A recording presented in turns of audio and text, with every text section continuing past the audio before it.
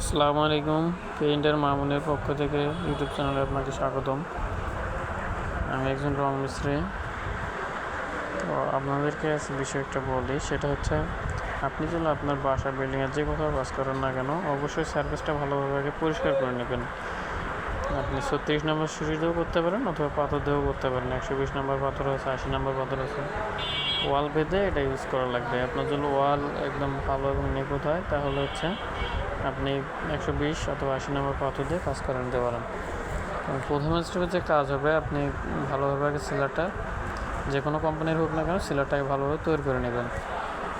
তো পরবর্তীতে ভালোভাবে লাগাবেন এবং লাগানোর আগে সার্ভিসটা অবশ্যই ফুল ঝাড়ুতে পরিষ্কার করা লাগবে, তা না হলে আপনার কাজটা অ্যাকচুয়ালভাবে হবে না। তো আমাদের এটা কাজ প্রায় শেষ, কাজ অল্প একটু কাজ আছে আমাদের। আমরা গ্রিলগুলো এবং জানালা পাল্লাগুলো তো শুধু ব্রাউন কালার করছি এবং ওয়ালে জাস্ট শুধু সিলার লাগাইছে এবং কম্পেয়ার করে দিচ্ছি। তো কাজ যেমনই হোক না কেন, কাজটা হতে হবে স্মুথ এবং সুন্দর।